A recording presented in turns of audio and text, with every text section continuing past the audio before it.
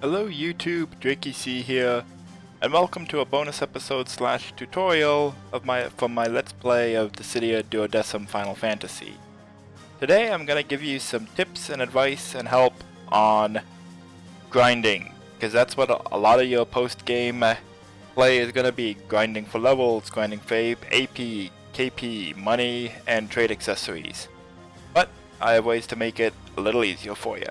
We'll start with the level grinding. So to prepare for this, you want to go to Data Config, Original Rules, and I already have some. You can make your own, but I already have mine named. And what this does is set EX mode duration to 1. Normally it's 20, but we're going to change it to 1. Why do we do that? Well, for our opponent. First of all, of course, it is our bonus stay. And at the very least, you want to make sure you do it on a day where you get the bonus for what you want to do. Experience or AP or money grinding, whatever. So we're going to go into quick battle, and we're going to... let's level grind Greg. And our opponent's going to be Gabranth. Now, the old memes used to say, well, why not use X-Death? And the reason is because X-Death, with the buffs to him in Dissidia Duodecim, even at minimum power, he could still block you, or like cancel one of his attacks into a block, and kill you. So, Gabranth is helpless outside of his X mode. He can't deal HP damage, so we're doing him.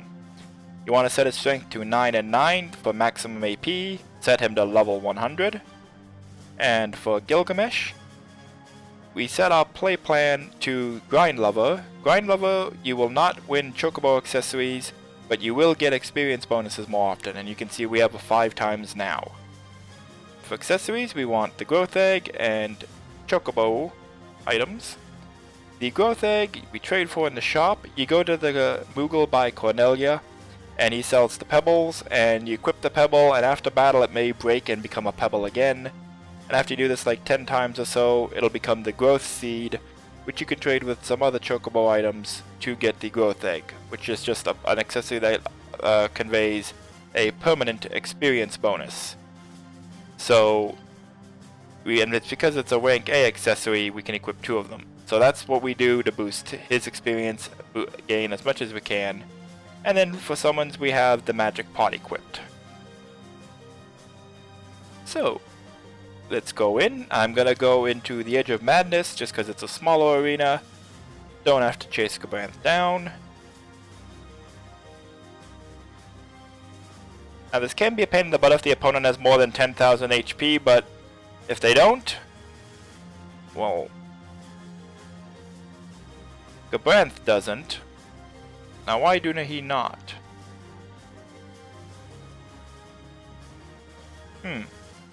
They should have 9. Well, your opponent should have max bravery. Why Gabranth doesn't? I'm not entirely sure. I did set his power to max. Come on, Gabranth, just attack me. Well, okay, fine. Let Tiamat go off.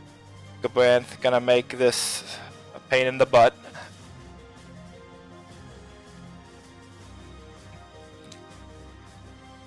There we go. Come on, Gabranth.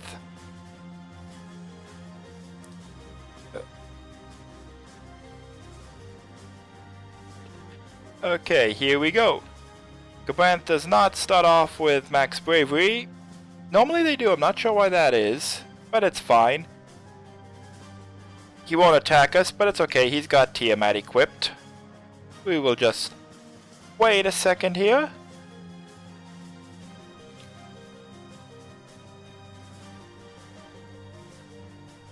Go ahead.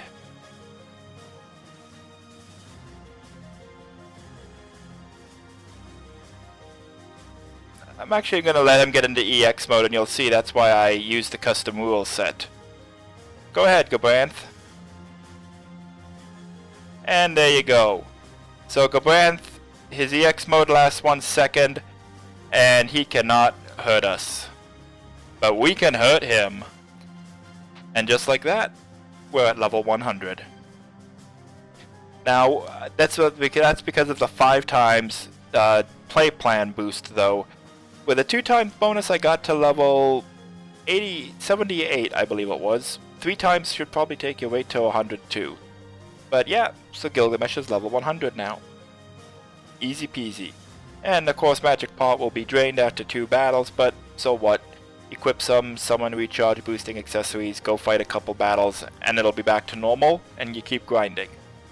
Some guides mention that you should finish the opponent with an EX burst, so you get an experience bonus.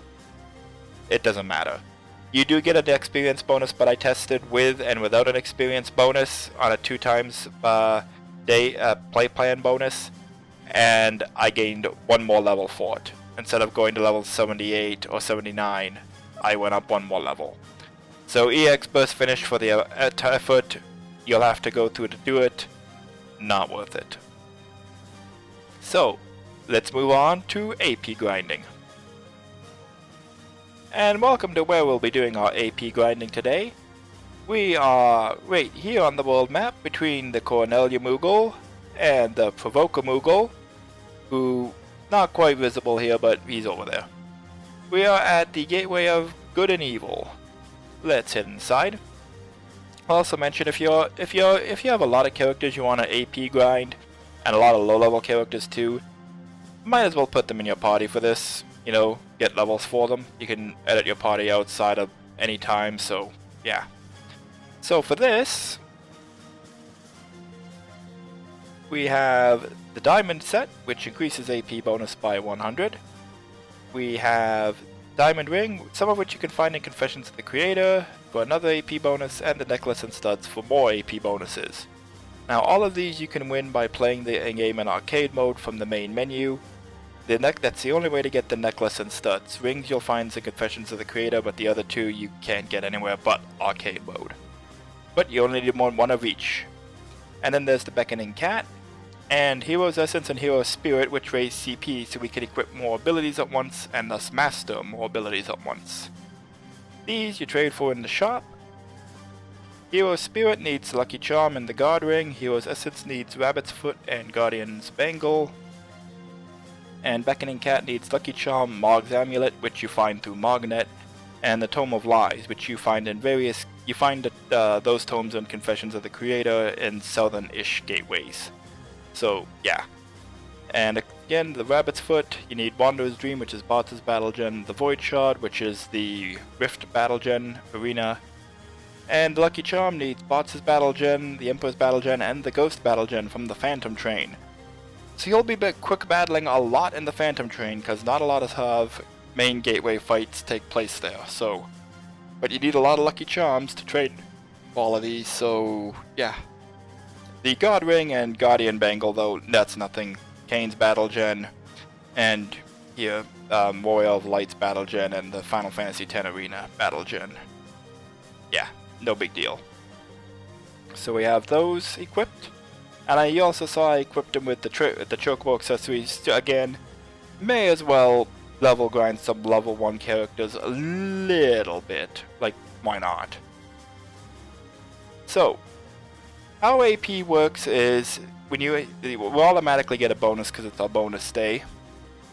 And we'll also be given an AP chance. I'm going to show you something else too.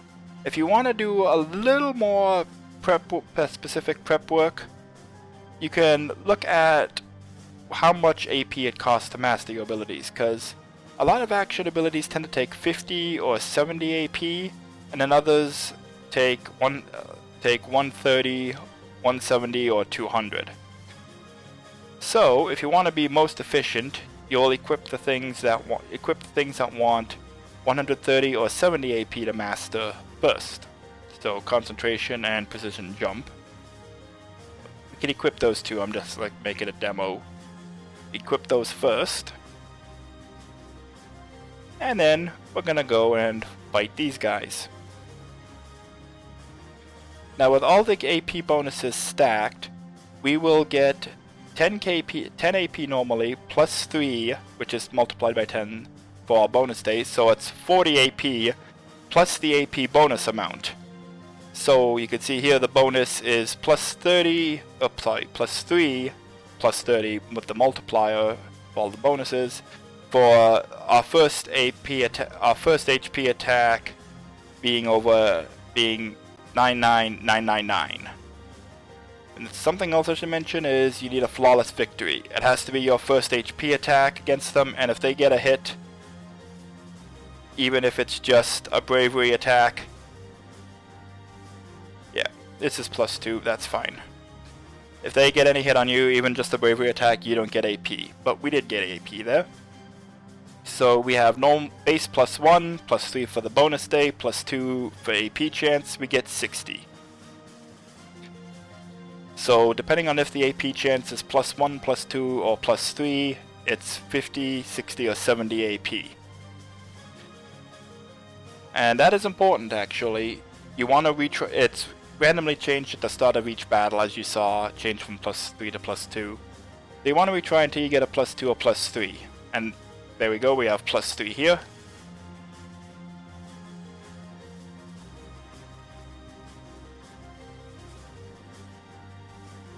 And now why does it matter?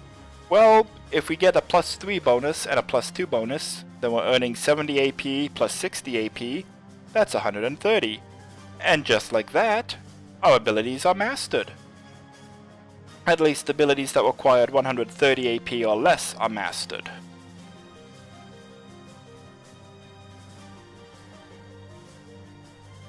Also, I should have mentioned when we came in why we're doing it here. Accessories protected emblem, so our diamond stuff doesn't break and we can do it forever. That's why I say you only need one of each as long as you grind them here. But anyway, so yeah, so our abilities, the 130 abilities are mastered, and now we can equip these that require 200, and stand on this emblem again, and straight chain enemies. Not gonna actually do it because you've seen how it works, but against these guys, if you get a +2 or +3 and a +3, that's 60, 70, 70, 200, and your 200 AP abilities are mastered. So, or you could just come in here, just straight chain, kill all 5 and don't care. But if you want to be a little more efficient, that's what you can do. You can also just come in here, kill those 2 enemies, and not chain the others, and just leave. You don't have to worry about buying chain skills that way, and it takes you longer though, because you have to just exit in and out of the gateway over and over. But you're not using KP on chain skills, and it's a little quicker, so there you go. Now, we're going to move on to how you earn KP quickly. And welcome to the land of Discord, where we're going to earn KP today. So, here's where we are on the map, though I really don't need to show you that, because we're right across from the teleport stone. It's 10 feet away. So, what you want for this is, you want 3 characters at least, everyone at level 1, and the second character needs the EI Strike build. And I believe I gave it to Cloud, yes I did. So, Cloud has a slightly less optimal build. The booster with the level gap 90 booster, plus the 4 no equipment boosters, plus the level 1 to 9 booster, that's 5 1.5 boosters. And that gets you a booster of 75.9. And with a 1.3 booster like this, that gets us a booster level of 98.7. So, yeah, it's not perfect, but it's enough. If we do a 1.4, it would be fine, but this is fine. And the other thing I did is Sunrise, just because, you know, battle gen, always need the battle gen, and the safety bit. So how this works is normally it's a last chance, as you can see, and with our booster level, it will always hit. So if you happen to take fatal damage, no worries, last chance will activate and save you. And then the second part of it is we have, well, Zidane did, Cloud didn't, experienced HP. So once we land an HP hit, we'll be fully healed again, or at least partially healed, and thus last chance can go off again. Because last chance can't activate if you're already at 1 HP, so you do need to heal. And Zidane also has EI Strike, but he doesn't need it. The second person absolutely needs it. The first person, The third person, it doesn't matter because they're not going to fight, but we do need a third person for this. well, you don't need a third person, but it does make things a little easier by letting you skip a fight. So that's also why I say the first person in the party doesn't necessarily need the Eye Strike build, is because most of the 5 enemies we're going to fight in here, 4 of them are strange enemies, and we'll all start at 1 HP. So like hypothetically, you could probably even bring a level 1 character in here and get them a little level grinding by putting them in the lead. But I'm not going to do that. What I am going to do is just kill these guys, which will be easy peasy, because again, they'll all start with 1 HP. Now one thing I will mention while we're doing these is, you may wonder, can you do the Eye Strike build in the other gate for level grinding or in the KP gateway? You can, but you really shouldn't. Because it takes so many boosters, accessories. You need at least 6 boosters plus the Eye Strike itself to, 7 boosters plus the Eye Strike itself. You don't have any room for the Chocobo accessories. And I did a battle where, with the 5 times play plan bonus, I did a fight with the Eye Strike build and just the Chocobo Wing and Chocobo Feather equipped, because that's all I had room for, and I only got to level 30. So yeah, Magic Pot's the way to go. It's just way more efficient. As for using it in the KP grinding gateway, this one, it's not really necessary as I said, but it helps with the second one, but even then you're only fighting 1 opponent. So Magic Pot could take care of them just as well. That said, that opponent is a pain in the butt, as you'll see in a second.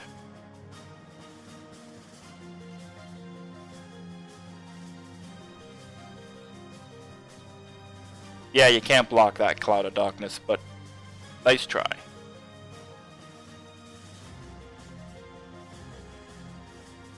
And now we're gonna get to why we have you need at least 3 party members, because there's a party piece there, and only the first one is a strange enemy. The other 2 are normal enemies. And if you have less than 3 characters, you'll have to fight in tournament and fight them all. Since we have 3 characters, we can fight in round robin, and thus once we win the first 2 fights, the third fight will automatically be won. So just saves us 1 fight we don't have to worry about. That said, if you can handle 1, you can obviously handle the other one way or the other, so just a convenience.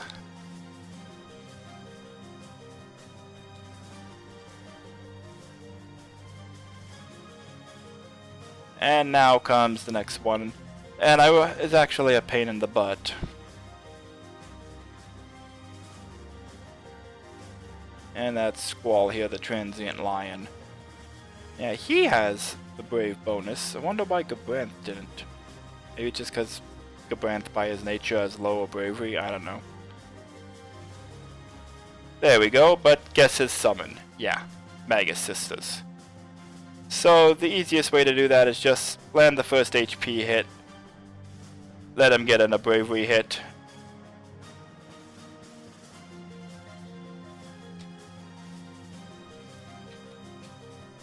Come on, Squall.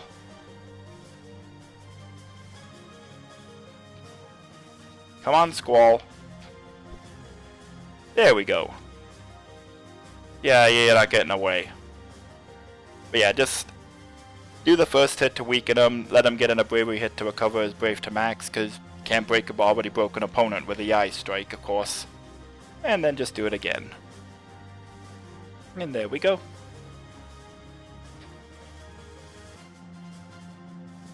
And the third fight is cancelled, and now we can reach the Silver Moogle Chalice to double our current KP. So I hear you asking now, well, why is this the best KP spot in the grinding spot in the game?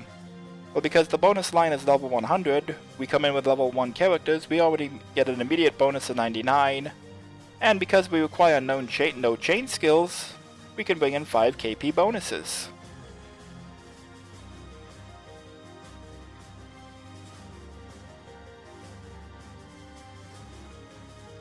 There we go. So this is stock up your KP bonuses and bring them here. It's worth it. It's worth it. This is the It's not the most KP you can win at once, but it is the easiest way to grind lots of KP. But okay, what if you don't have KP bonuses to splurge like that? Well, don't worry, there is a secondary spot.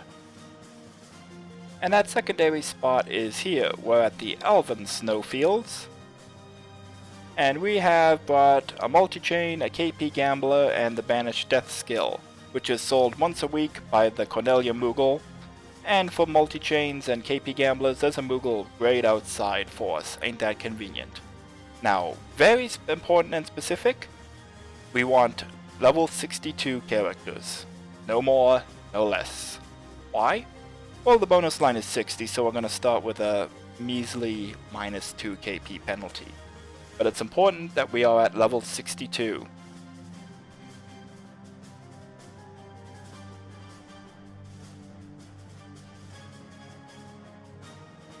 Because all the enemies are level 61 or lower.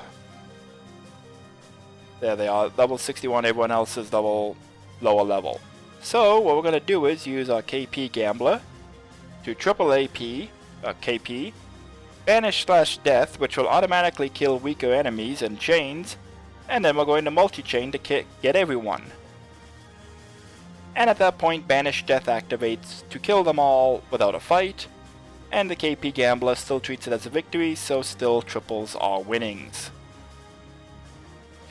And ironically enough, our total winnings for this method come out to 1 more higher than the other gateway. So this is more convenient because it does require 3 chain skills, but it's also easier because you don't have to actually fight anyone if you have the Banished Death skill. With a KP Gambler and a multi-chain, then the winnings are about equal. And at that point it probably would be better to do the Land of Discord gateway just because there's fewer enemies to fight. And yeah, they're higher level, but, well, you saw how quick the fights went. These fights, the enemies are lower level, but still, there's more of them, so it would just take a little longer. Now, we're gonna go visit someone here. But, on the way, I'm also gonna mention guild grinding. How do you grind for money? Just kill high-level opponents. If you go to the PP catalog in the main menu, you can buy item drop, increase packs of 10, and battle gen increase packs of 10. Just buy lots of them, go fight high level enemies. They'll reward lots of money, and hopefully they'll drop equipment that you can sell for money too. As for trade accessories, well, there's this Moogle. First off, he sells all of these, just pointing out these can be helpful. And then he also sells all these trade accessories. Anything that needs a Dusty Elixir or a normal Elixir to trade for, he sells it. So this is where you'll be coming when you want trade accessories, at least the lower level ones. The higher level ones, ooh, that's when things become a pain in the butt. I'm just gonna walk to show you, because there's also some particularly special trade accessories that you'll want. The Electrum, the Scarletite, and there's various level 1 trade accessories. Can I reach it? Can I reach it from here? No, I gotta go around. Of course. So I'll show you while I'm here. What I mean by the special trade accessories, there's these oddly named and oddly described things. They are needed to trade for a character's level 100 weapon. And there's one for a specific one for each character: Warrior of Light, Garland, Furion, Emperor, Onion Knight, etc. And they require Mega Elixirs to trade for. The Electrum is needed to trade for their level 90 exclusive weapon, and Scarletite is needed for their level 30 exclusive weapon. So I believe I can get Zidon's. Pretty sure I had it unlocked. Yes, there it is. You can see I need Electrum for that. So alas, I can't trade for Electrum, but if I did, that would unlock his level 100 weapon, Ozma Splinter, which would require the theater ticket to trade for. But didn't go all the way back out. And other exclusive weapons, they start at level 30 and go up. Once I can find them. Where are they? Here they are. So, Flame Sword, Rapier, and Scarletite. Now, most of them need just generic weapons, you can see. They like the Claymore, the Obelisk, but a couple, like Cecil here, requires the Dark Sword, and there it is. Force Stealer, Cloud needs the Buster Sword, Squall needs the Revolver, and these are all special weapons you find in their storylines. And I believe Lightning has one too. Yes, and Lightning actually has two. The second one requires the Axis Blade and Scarletite, and this requires the Blaze Fire Saber. Now if I look... Yes, here we go. And there it is, the Axis Blade. You need the Midgar Flower from Prologus to trade for it.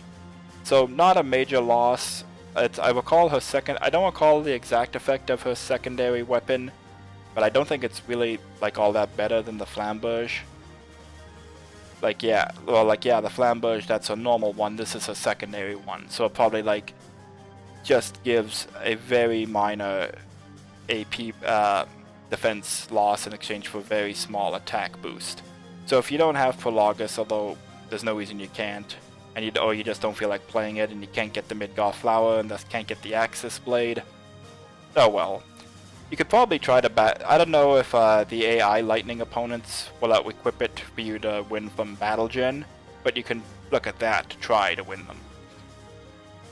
The other exclusive weapons, just to go back in to show, they can all be traded for in the shop freely. Oh, meant sending.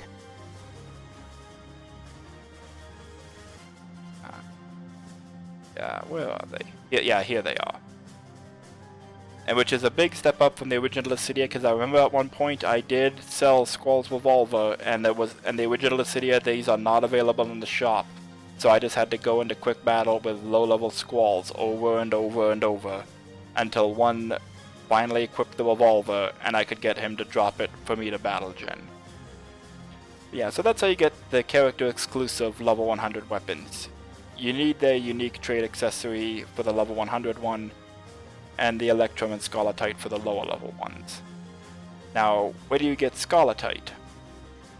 You get it from the sky. Roundabout way, they really should put a teleport stone out here.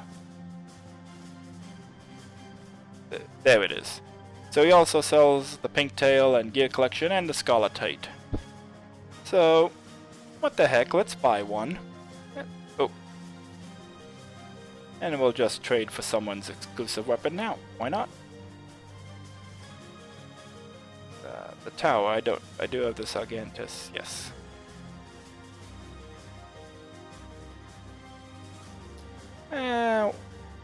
Why not get Lightnings? We'll trade the Axis Blade one. Just let's see what the level 91 that we would have otherwise lose out on is.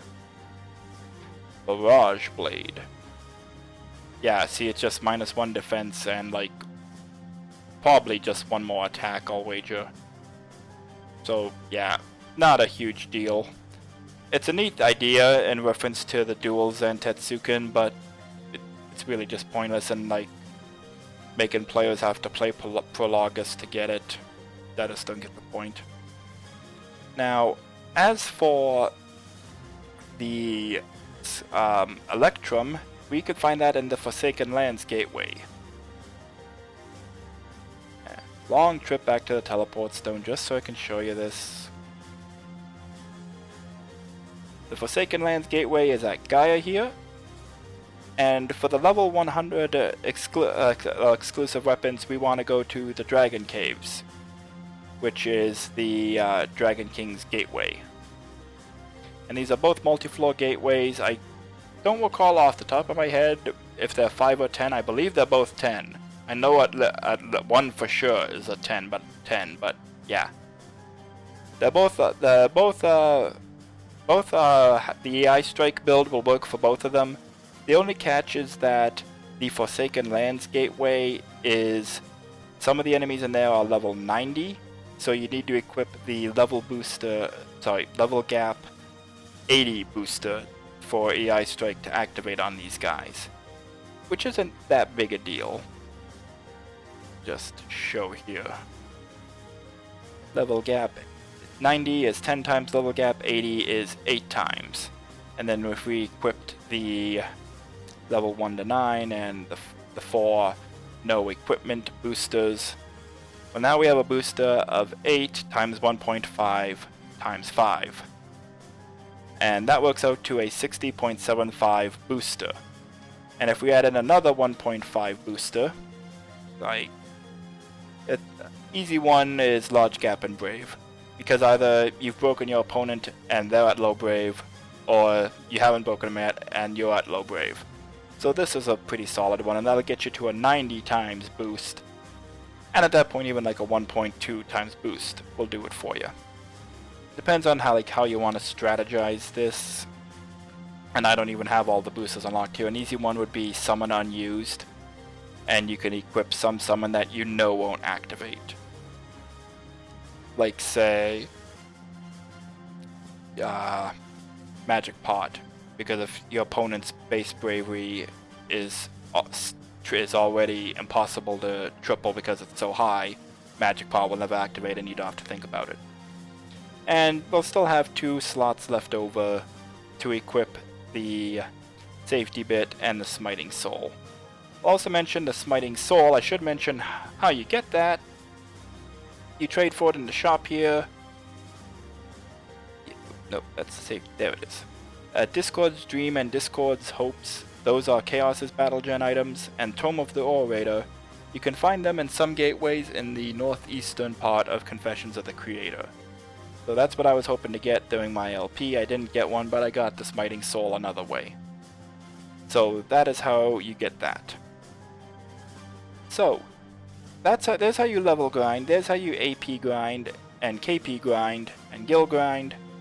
The only other trade accessories you need are the generic ones, and you can get them in Shantado and Gabrant's gateways. They have the level 90, or rather the high elixir type trade accessories in their gateways. Gabrant's is at the Marsh Cave, Shantado's is at the Cavern of Earth. You can go to either one, they have the same amount of rewards for either, but Shantado's gateway is lower level with lower level opponents, so it's the easier one. Now, you know what you're thinking. Oh, this sounds like such a pain in the ass. You gotta grind over and over, you gotta go through these gateways over and over and over, getting trade accessories at random. I know, no one ever liked it. No, that's why I have something to make it easier for you. I have, available for download in the video summary, 20 friend cards that all have various stuff to battle gen and drop. So you can see here the unique tree has those level 100 trade accessories for the Final Fantasy 5, 6, and 7 cast, along with the Super Rocket set that you can drop from them. We have the Social Tree, who drops assist associated equipment and resins and the imp equipment. The Angry Tree is EX Revenge and comeback stuff, and that's like activates at low HP or EX Revenge. And it has the King of Tragedies set. The Arcane Tree has various tomes. The Cursed Tree has the cursed equipment from the original game, like the Excalibur, Exsanguine Shield. And then equip trade accessories, the Mithril Gold, Diamond, Crystal, Adamantite, Dragon's Tear, Titan's Tear. These are all X-Deaths, and you'll see all of them have a training ring on, which means that X-Death's base bravery is 0, and he cannot deal damage. All brave damage he deals will be 0. Now why did I pick X-Death instead of Gabranth after I just said why Gabranth is easier to fight against in quick battle or level grinding? Because I made X-Death completely helpless. You can't make Gabranth completely helpless. You know, there's always the chance that he'll get his EX mode off and hit you out of nowhere. This X-Death ain't gonna do that, because his only attacks are Maelstrom and Vacuum Wave on the ground. So Maelstrom has such a huge charge up time and he can only use it on the ground, there's no way he should be getting it off. And he doesn't have an assist equipped either, so yeah. So these are all available in the description. Again, they're all X-Deaths with one exception. There is a Kefka that has the Allure of Honey set equipped.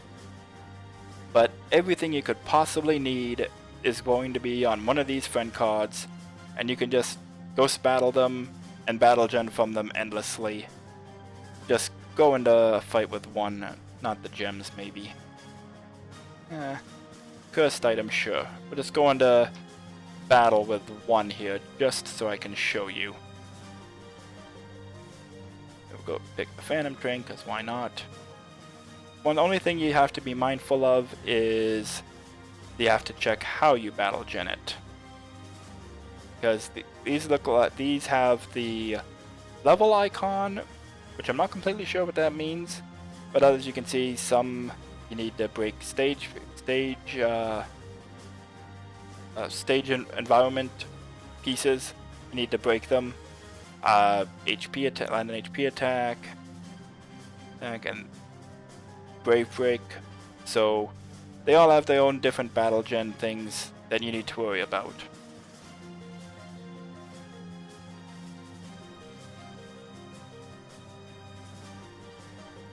There we go.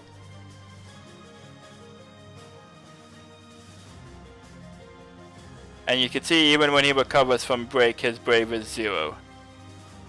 So you can just take these X-Deaths into some arena or another and grind against them forever. And there you go. GF Eden, Cyan Gem. Though I forgot to unequip that from Zidane, oh well. So again, these friend cards are all available to download in the video summary below. So go forth and grind everything you like from them. So, thank you for watching, and I'm gonna leave you off with just a neat tidbit, or rather a neat bit of trivia. What do you think is the most KP you can earn at once, and how do you do that? Well, that's in this gateway.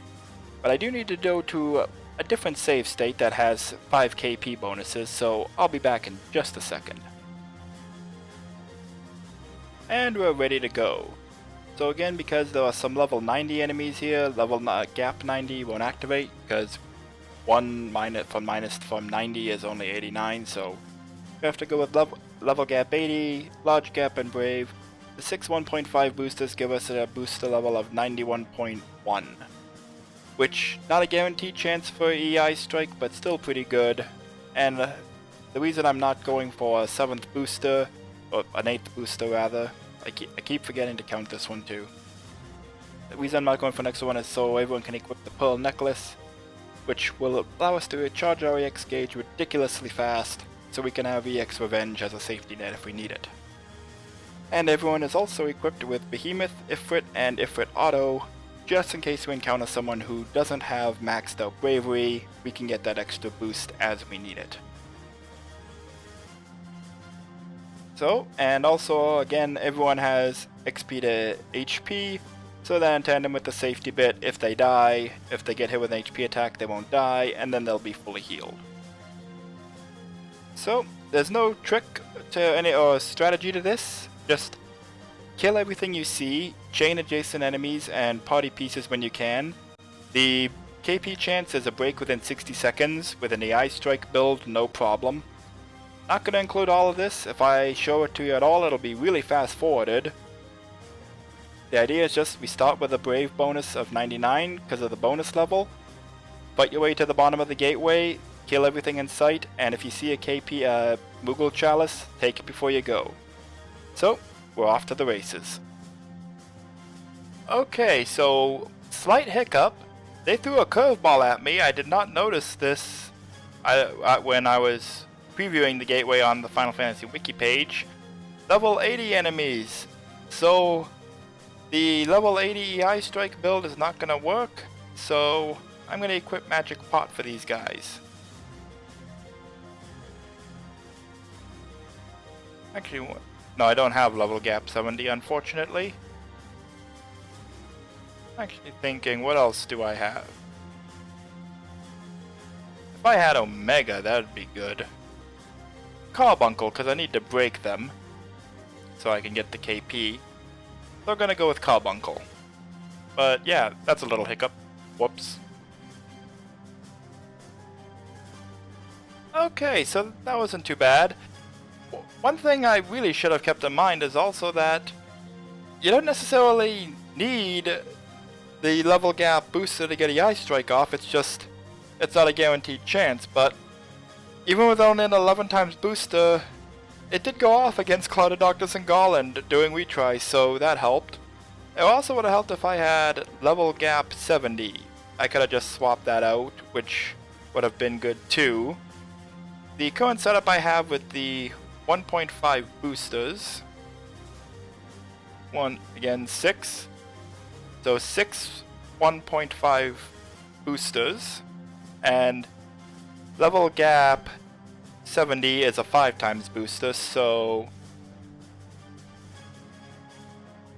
that would get me about a 56 or 57 times booster, which is not great, but you know, 50-50 shot would be helpful, so that's something to keep in mind. Bring level gap 70 to swap out for those two guys. Okay, let's continue. Well, here we are at last. The final floor, all enemies defeated.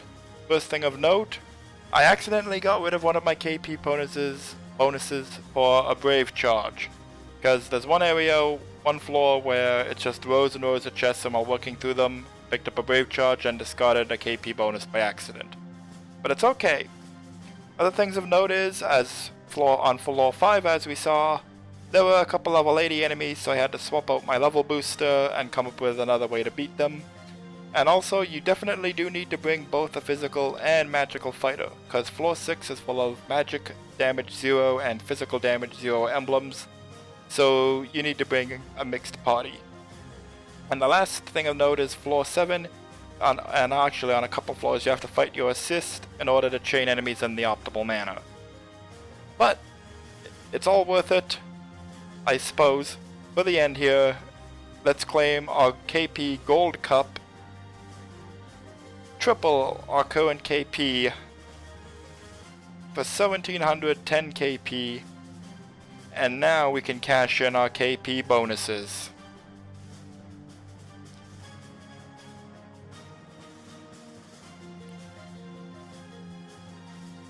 And if I had brought a 5th, well, I did bring a 5th, but if I hadn't discarded the 5th, I could have used it again to win a grand total of 54,720 KP. I don't think you'll need to do any more KP grinding after that. That's some winnings.